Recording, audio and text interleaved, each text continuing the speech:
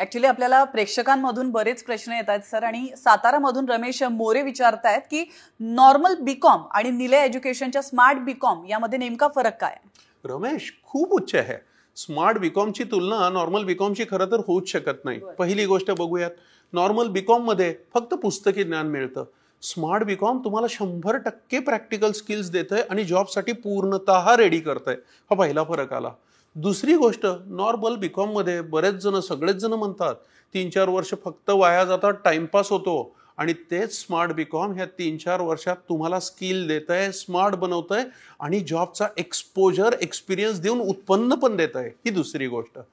तिसरी गोष्ट, normal BCom नंतर जॉब मिळणं जवळजवळ अशक्य. काही खूप तुरळक लोकांना मिळतो.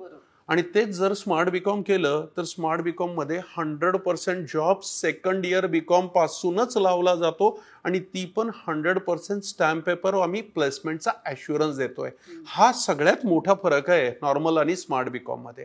पुढची अजून एक गोष्ट म्हणजे स्मार्ट बीकॉम आणि नॉर्मल बीकॉमचा जर तुलना केली तर नॉर्मल बीकॉम मध्ये 3-4 वर्षाचा खर्च अंदाजे 50-60-70 हजार तरी येतो. आणि तेच स्मार्ट बीकॉम केलं तर 3 ते 4 वर्षात स्मार्ट बीकॉम 3 ते 7 लाखाचं उत्पन्न देत आहे. खर्च तर सोडा, उत्पन्न मिळवून देत आहे. हा एक खूप मोठा फरक आहे.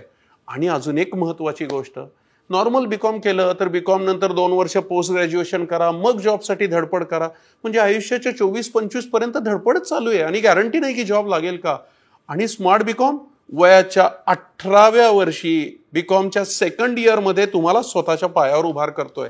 संपलं टेन्शन, मला जॉब लागेल का, माझं आयुष्य कसं होईल, सगळं टेन्शन संपलं. 18व्या वर्षी सेटल करणारा असा हा खूप हाय लेवल आहे. एकच सांगेन मी रमेश, डोळे झाकून नॉर्मल नाही, स्मार्ट बीकॉम करायचं.